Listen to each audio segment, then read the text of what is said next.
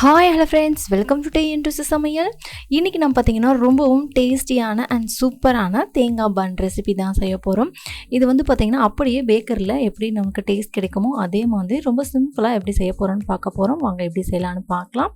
இதுக்கு ஒரு மிக்சிங் பவுலில் 1/2 டேபிள் ஸ்பூன் ஈஸ்ட் ஆட் பண்ணிக்கலாம். அதாவது 7.5 ml ஸ்பூனில் ஆட் பண்ணியிருக்கேன்.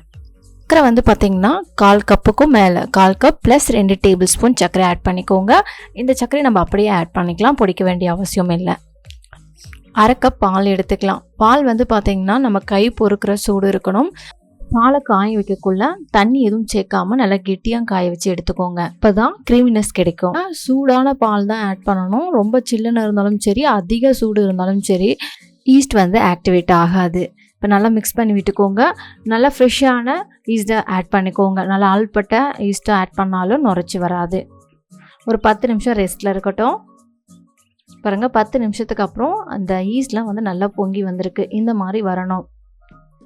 இந்த மாதிரி வரலைன்னா கண்டிப்பாக அதுக்கு மேலே நம்ம பன் செஞ்சாலும் வராது. நீங்கள் வேறு ஈஸ்ட்டு தான் வாங்கி செய்யணும். ஒரு எக் ஆட் பண்ணிக்கோங்க. ரூம் டெம்பரேச்சரில் இருக்கிற முட்டையை ஆட் பண்ணிக்கோங்க. ஃப்ரிட்ஜில் முட்டையை வச்சுருந்தீங்கன்னா ஒரு 2 மணி நேரத்துக்கு முன்னாடியே எடுத்து வெளியே வச்சுட்டு அதுக்கப்புறம் யூஸ் பண்ணிக்கோங்க. 1/4 கப் ரீஃபைண்ட் ஆயில் ஆட் பண்ணிக்கோங்க. இதுக்கு பதிலாக நீங்கள் உருக்கிய பட்டர் இல்லைனா நெய் கூட ஆட் பண்ணிக்கலாம். ஒரு பிஞ்ச் சால்ட் ஆட் பண்ணிக்கோங்க.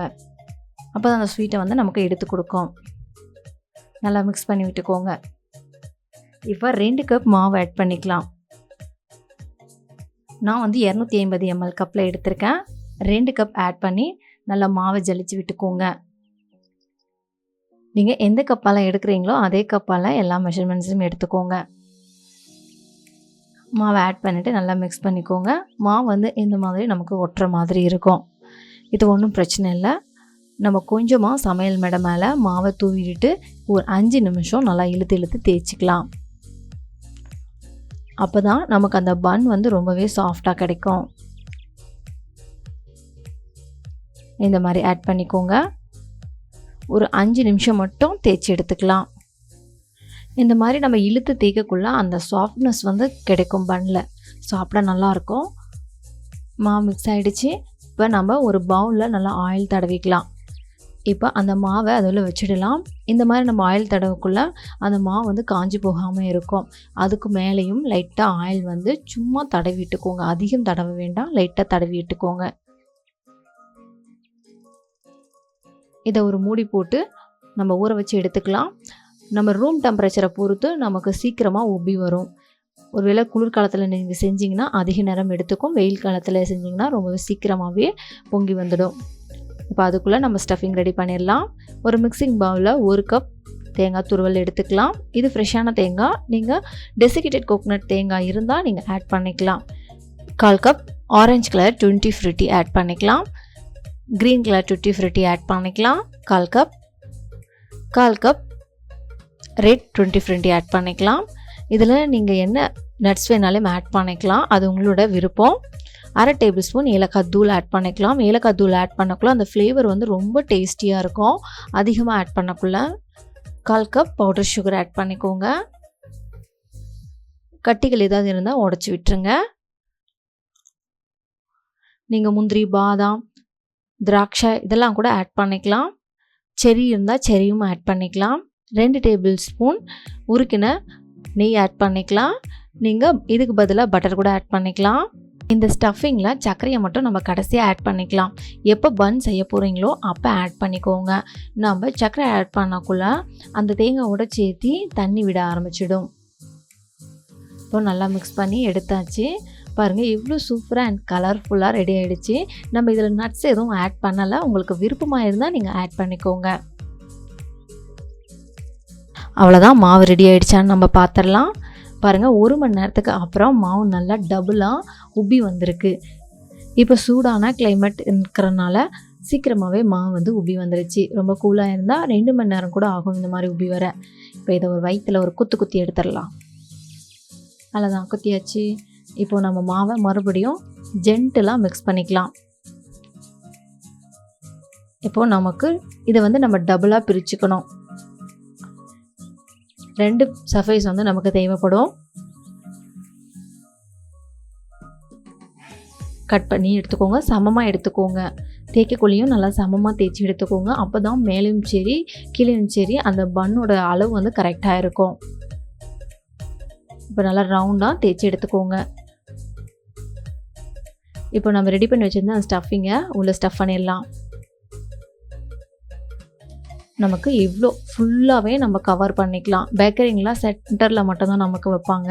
பட் நம்ம வீட்டில் செய்யக்குள்ள நமக்கு எவ்வளோ ஸ்டஃபிங் தேவையோ அவ்வளோ ஸ்டஃபிங் வந்து நம்ம ஸ்டஃப் பண்ணிக்கலாம். நல்லா ஃபுல்லாக கவர் பண்ணி எடுத்துக்கலாம்.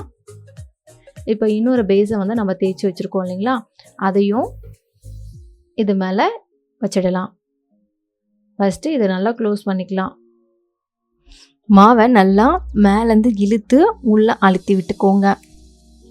நம்ம பர்ஃபெக்டாக நல்லா இழுத்தி க்ளோஸ் பண்ணக்குள்ள தான் அந்த மாவு வந்து பிரிஞ்சு போகாமல் ஸ்டஃபிங் வந்து வெளியே வராது. அவ்வளோதான், ரெடி ஆகிடுச்சு. இப்போ இதுக்கு தகுந்த மாதிரி ஒரு பேன் வந்து நம்ம எடுத்துக்கலாம். நீங்கள் வீட்டில் இருக்கிற சாதாரண தட்டில் கூட வச்சுக்கலாம். ஃபஸ்ட்டு அந்த சேஃப் வந்து நல்லா ஒரே மாதிரி அழுத்தி விட்டுக்கோங்க. நல்லா நெய் தடவி பட்டர் ஷீட் வச்சுருக்கேன். ஒருவேளை இல்லைன்னா நீங்கள் நெய் தடவி மாவு தூவிட்டு ஆட் பண்ணிக்கோங்க, பட்டர் ஷீட் இல்லைன்னா. இப்போது அந்த பாத்திரத்துக்கு அந்த மாதிரி மாவை நல்லா பேலன்ஸ் பண்ணி விட்டுக்கோங்க. இப்போது ரூம் டெம்பரேச்சரில் இருக்கிற ஒரு முட்டையை எடுத்துக்கலாம். இந்த முட்டையை வந்து நல்லா மிக்ஸ் பண்ணி விட்டுக்கோங்க. இதில் அதிகமாக ஆட் பண்ண போகிறதில்ல, ஒரு டேபிள் ஸ்பூன் மட்டும்தான் எடுத்துக்க போகிறோம். ஒரு மிக்சிங் பவுலில் 1 டேபிள் ஸ்பூன் மில்க் ஆட் பண்ணிக்கோங்க. நல்லா காய வச்சு ஆற வச்ச மில்க் எடுத்துக்கோங்க. அதே அளவு நம்ம மிக்ஸ் பண்ணி வச்சுருந்தோம் இல்லைங்களா முட்டை, அதையும் ஆட் பண்ணிக்கோங்க. ஆட் பண்ணிவிட்டு ரெண்டையும் நல்லா மிக்ஸ் பண்ணி விட்டுக்கோங்க. மிக்ஸ் பண்ணிவிட்டு இந்த மிக்ஸிங்கை வந்து நம்ம எடுத்து வச்சுருக்கோம் இல்லைங்களா தேங்காய் பால், அது மேலே லைட்டாக தடவி விட்டுக்கோங்க. அப்போ தான் அந்த மேலே வந்து ரொம்பவே கலர்ஃபுல்லாக அண்ட் சூப்பராக இருக்கும். இந்த மாதிரி நம்ம தடவி எடுக்கக்குள்ள அதிகமாக தடவ வேண்டாம், லைட்டாக தடவினா போதும். நம்ம எடுத்துருக்கிற பன் ஷீட் வந்து மேலும் சரி கீழேயும் சரி ஒரே அளவுக்கு இருக்கக்குள்ள தான் ஒரே மாதிரியான பக்குவத்தில் வெந்து வரும். மாவை கரெக்டாக செப்பரேட் பண்ணி தேய்ச்சி எடுத்துக்கோங்க. அவ்வளோதான், நல்லா தடவி எடுத்தாச்சு. ஓவனில் 10 நிமிஷம் ஃப்ரீ ஹீட் பண்ணிவிட்டு 175 டிகிரி செல்சியஸில் 25லேருந்து 30 மினிட்ஸ் வந்து நீங்கள் பேக் பண்ணால் போதும், சூப்பராக ரெடி ஆகிடும். நீங்கள் எடுத்துருக்கிற மாவு வந்து பார்த்தீங்கன்னா அந்த திக்னஸை பொறுத்து உங்களோட டைமிங் வந்து சேஞ்ச் ஆகும். அதே மாதிரி இன்னொரு பேட்சஸ் ரெடி பண்ணி குக்கரில் வேக வச்சுக்கலாம். 10 மினிட்ஸ் ஃப்ரீ ஹீட் பண்ண குக்கரில் விசிலும் லெதரும் போடாமல் 40 மினிட்ஸ் மீடியம் அண்ட் லோ ஃப்ளேமில் குக் பண்ணிக்கோங்க. சூப்பராக ரெடி ஆகிடுச்சு. ரெண்டுத்துலேயுமே ரெடி ஆகிடுச்சு. பன் நல்லா சூடாக இருக்கக்குள்ளேயே கொஞ்சமாக பட்டர் இருந்தால் பட்டர் வந்து ஆட் பண்ணிக்கோங்க. அப்படி இல்லைனா நெய் கூட நீங்கள் மேலே லைட்டாக தேய்ச்சி விட்டுக்கலாம்.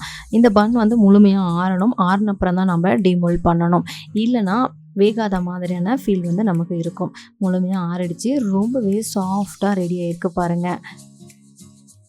அப்படியே கட் பண்ணி சாப்பிடக்குள்ள அவ்வளோ அருமையாக இருந்துச்சு. கண்டிப்பாக நீங்களும் ட்ரை பண்ணி பாருங்கள். ட்ரை பண்ணி பார்த்துட்டு எப்படி வந்திருக்குன்னு சொல்லிட்டு எனக்கு கமெண்ட் ஷேர் பண்ணுங்கள். இனிமேல் தேங்காய் பன் சாப்பிடணுன்னு ஆசையாக இருந்தால் நம்ம கடைக்கு போக வேண்டிய அவசியமே இல்லை. வீட்லேயே ரொம்பவே ஹெல்த்தியாக அண்ட் சூப்பராக செஞ்சிடலாம். நம்மளோட வீடியோ உங்களுக்கு பிடிச்சிருந்தால் லைக் பண்ணுங்கள், ஷேர் பண்ணுங்கள், கமெண்ட் பண்ணுங்கள். நம்மளோட சேனலை நீங்கள் சப்ஸ்கிரைப் பண்ணலைன்னா சப்ஸ்கிரைப் பண்ணி வச்சுக்கோங்க. சைடில் பெல் பட்டனை கிளிக் பண்ணி ஆல் என்ற ஆப்ஷனையும் சர்வ் பண்ணி வச்சுக்கோங்க. தேங்க்யூ ஃபார் வாட்சிங் அண்ட் பை.